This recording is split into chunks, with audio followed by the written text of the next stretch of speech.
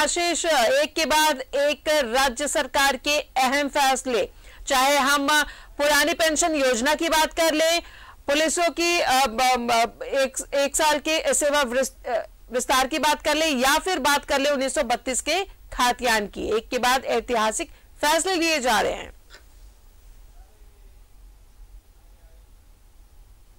देखिए रास्ता, बिल्कुल मुझे लगता है कि झारखंड के 22 सालों के इतिहास में 14 सितंबर 2022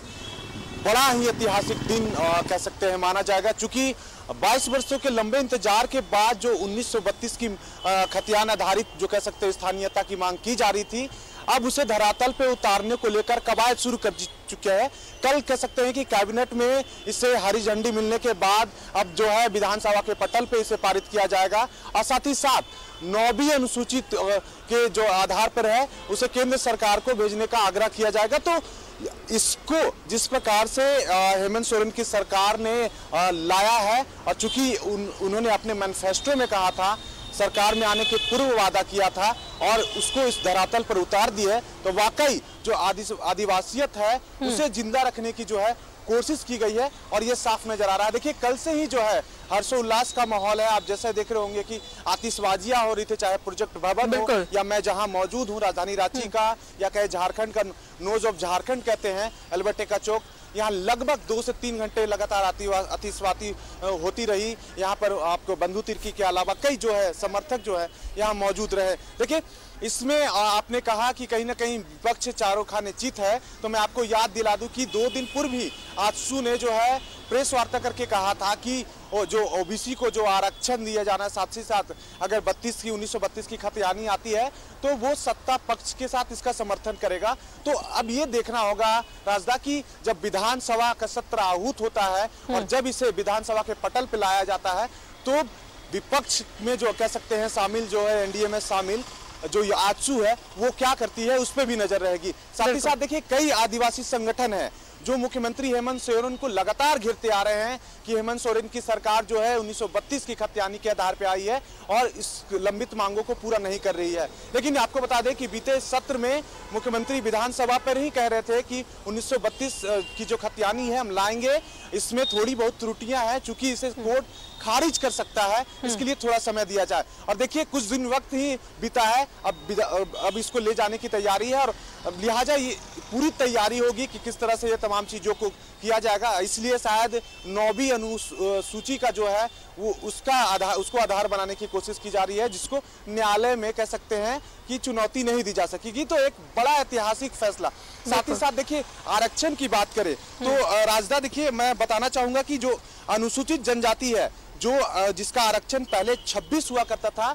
उसमें भी 2% की बढ़ोतरी हुई है, और जिसके बाद कह सकते हैं अनुसूचित जाति है जिसमें भी 2% जो 10 से 12 कर दिया गया, और जो ओबीसी लगातार मांग हो रही थी 14% से उसे 27% किया गया, और ईडब्ल्यूएस जो पहले से समकक्ष है कि 10 के 10%। तो ये 2 बड़े फैसले जो कल हुए वो बड़ा ही ऐतिहासिक है, और इसको कहीं ना कहीं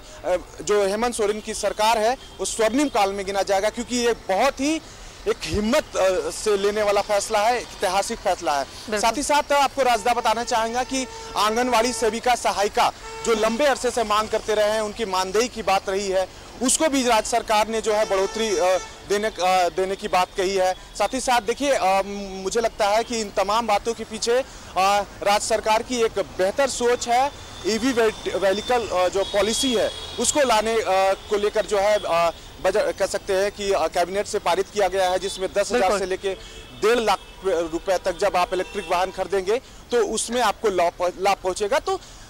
हेमंत सोरेन की सरकार ने कहा कि हम हर व्यक्ति को समान रूप से देखते हैं, तो इसका उन्होंने धरातल पर उतार पे दिखा और इसका उनको लाभ भी मिलेगा। क्योंकि देखिए अब चाहे कर्मचारियों की बात करें, आप कह रहे थे कि बीते दिनों में जो ऐतिहासिक फैसले लिए और उसी को आधार माना जा रहा था कि 32 आएगा, और कल ही हम सुबह इस पर जिरह कर रहे थे, हम बातचीत कर रहे थे, हमने कहा था कि इसे सरकार ला सकती है और इसे धरातल पर लाने की कवायद शुरू हो चुकी। अब देखिए बीते दिनों में जो फैसले हुए, ओल्ड पेंशन स्कीम जो कह सकते पुरानी पेंशन स्कीम है, वो एक बड़ा फैसला है, क्योंकि आपके बजट पे इसका बड़ा असर पड़ेगा। लेकिन इसको दरकिनार करते हुए कहीं ना कहीं जो अपनी सूझबूझ से हेमंत सोरेन सरकार ने इसे लाया है, जितने भी सरकारी कर्मचारी हैं वो हेमंत सोरेन की सरकार से बेहद खुश है। क्षतिपूर्ति अवकाश की बात कर ले, हमारे पुलिसकर्मी कई वर्षों से परेशान थे। बीते सरकारों में कई बार गुहार लगाई गई लेकिन उनकी नहीं सुनी गई और इस बार उन्हें क्षतिपूर्ति अवकाश भी दे दिया गया। तो कह सकते हैं कि लगभग 1 महीने के अंतराल में जो हेमंत सोरेन सरकार ने कर दिखाया है,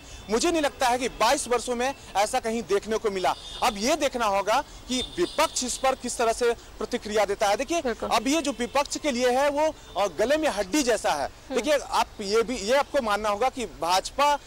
दबे सुर ही सही लेकिन इसका विरोध जरूर कर रही होगी क्योंकि इनके लिए एक नुकसान की तरह है, लेकिन ये भी है कि खुले तरह से विरोध नहीं कर सकती। दूसरी तरफ आजसू जो लगातार ओबीसी के आधार पर सकते ओबीसी की राजनीति करती है, वो भी चारों खाने नजर आ रही है। तो आज अगर बोले हेमंत सोरेन की सरकार एक मजबूत स्थिति में है, चलिए तो कहीं ना कहीं लोगों के दिलों में जगह बनाने की पूरी कोशिश कर ली है और इसे जगह बनाना ही कहते हैं कि लोगों के साथ जो वादे किए गए थे उन्हें अब राज्य सरकार पूरे कर रही है। बहुत बहुत शुक्रिया आपका आयुष तमाम जानकारियों के लिए।